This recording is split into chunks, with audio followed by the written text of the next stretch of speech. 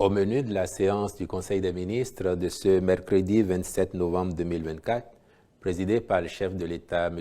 Patrice Talon, figurent les décisions dont voici la teneur.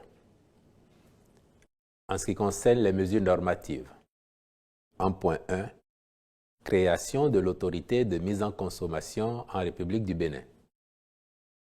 L'institution de cette autorité découle de la politique nationale de qualité dont dispose notre pays. Elle doit s'affirmer comme la structure de référence dans le cadre des transactions commerciales au niveau régional et international en veillant à la protection ainsi qu'à la sécurité des populations par la mise en consommation de produits et services certifiés conformes. Il est à souligner que le mécanisme d'application des règles d'origine de la CEDEAO, sans omettre l'effectivité du marché commun, exige une plus grande fluidité dans les échanges commerciaux. Au Bénin, l'intervention de plusieurs organismes dans le processus de certification rend impérieux une optimisation des procédures d'évaluation de la conformité des marchandises aux frontières, mais également des biens de consommation produits localement. C'est pourquoi le Conseil a marqué son accord pour que l'autorité soit dotée des prérogatives les plus étendues pour prendre en charge le domaine technique de l'évaluation de la conformité des produits alimentaires et non alimentaires importés ou fabriqués localement, mis en consommation dans notre pays, qu'il s'agisse des analyses et essais, des inspections, contrôles ou certifications. En point 2, mise en place de l'autorité de délivrance des actes relatifs à la nationalité. Prévu par la loi numéro 2022-32 portant code de la nationalité en République du Bénin, ces attributions consistent à centraliser et à formaliser les procédures relatives à la nationalité, notamment la délivrance des certificats et documents connexes.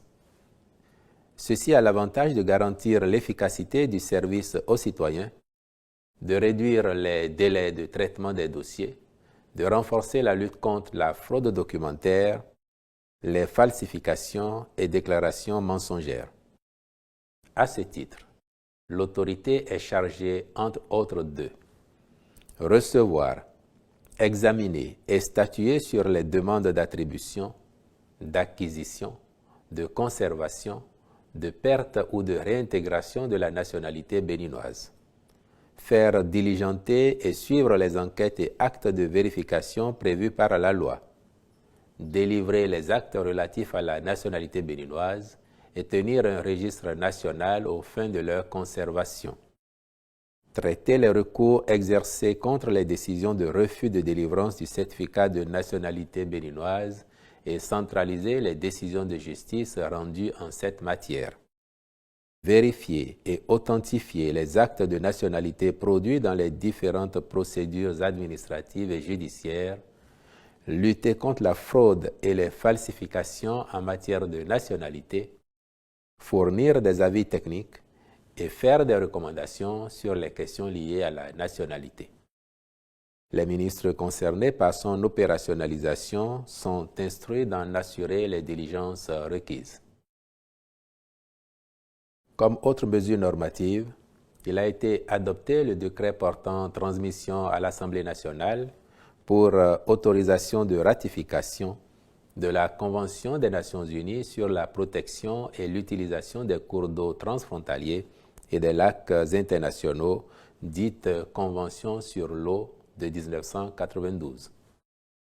Au chapitre des communications, en point 1, réhabilitation de commissariats d'arrondissement de police et des directions départementales des affaires intérieures.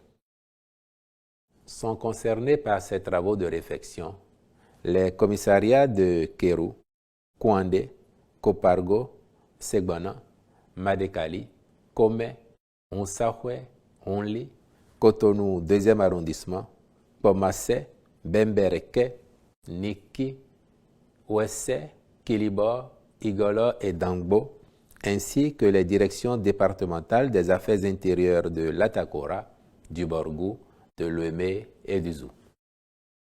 L'objectif est d'assurer aux fonctionnaires de police de meilleures conditions de travail dans leur mission de sécurisation des personnes et des biens. En point 2, agrément au Code des investissements. Diverses entreprises sont éligibles au bénéfice des régimes incitatifs du Code pour des projets dont l'impact contribue à renforcer le tissu industriel de notre pays, autant qu'il participe de la création de nombreux emplois. Il s'agit des sociétés ci-après au régime suivant. Régime des investissements spécifiques. Groupe Vivendi Africa SAS pour le déploiement d'un réseau de boucles locales en fibre optique à Abomey-Calavi et Cotonou. Jeune Transafrique SAS en vue de l'exploitation d'une carrière de gravier à Matekpe, commune d'Aplaoué, avec des concasseurs mobiles et divers engins. Spastel Bénin SA, dans le cadre de la modernisation des installations techniques et de remplacement des équipements de télécommunications dans plusieurs localités du Bénin. Régime B. Société béninoise de production de matériaux de construction pour le bâtiment et la route SA, en vue de l'implantation d'une unité de fabrication de matériaux de construction pour le bâtiment et la route à Djerebé, commune de Semenpodji. Tilamed Pharma SA, pour la construction et l'exploitation d'une unité de production de solutions pharmaceutiques liquides dans la zone industrielle de Semenpodji. Harvest Field Rice Limited SA, concernant l'implantation et l'exploitation d'une usine moderne de décortiquage de riz à Bodjekali, commune de Malanville. Régime A. Vantage Sarl, pour la construction et l'exploitation d'une unité de fabrication de tourteaux dégraissés et l'huile brute de soja à Lokokame, arrondissement de Zonzoumé, commune d'Abomey. Pablo Factory SA, à l'effet d'implanter et d'exploiter une unité de production de sacs de polypropylène dans la zone industrielle de Semenpodji. En point 3, contractualisation avec diverses sociétés dans le cadre du projet de construction de la cité financière phase 1. Le dit projet vise à créer une zone financière où seront regroupés les sièges de la plupart des institutions. Ainsi, en sa première phase, seront réalisés les travaux de construction d'un ensemble de 3 bâtiments de grande envergure, respectivement de type R+7 pour la Caisse des dépôts et consignations du Bénin et la Caisse autonome de gestion de la dette, R+7 destiné à la Société immobilière et d'aménagement urbain, R+5 attribué à la Banque internationale pour l'industrie et le commerce, puis R+6 au profit de l'Institut national de la statistique et de la démographie. Il s'agit de doter toutes ces structures d'un environnement de travail confortable et moderne, tout en poursuivant la politique de requalification urbaine de la ville de Cotonou. Les ministres concernés accompliront les diligences nécessaires en vue de la signature des contrats avec les entreprises identifiées à l'effet d'exécuter les travaux dans les délais prescrits. En point 4, contractualisation avec divers prestataires dans le cadre du projet de réhabilitation et d'homologation du stade de l'Amitié Général Mathieu Kérékou.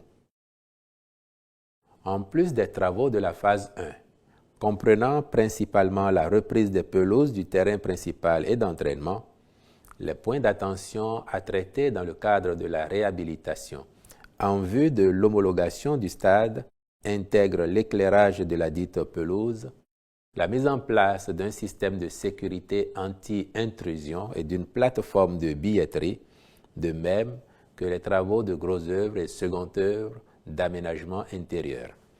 Le Conseil a donc autorisé la contractualisation avec les prestataires retenus à ces fins. Au chapitre des rencontres et manifestations internationales, enfin, il a été retenu l'organisation à Cotonou du prix Jeune Talent Afrique subsaharienne 2024, lauréat UNESCO pour les femmes et la science du 6 au 11 décembre 2024, ainsi que la participation du Bénin à la 42e session ordinaire du Conseil d'administration des États membres de l'École africaine des métiers de l'architecture et de l'urbanisme du 4 au 6 décembre 2024 à Lomé, au Togo. Je vous remercie.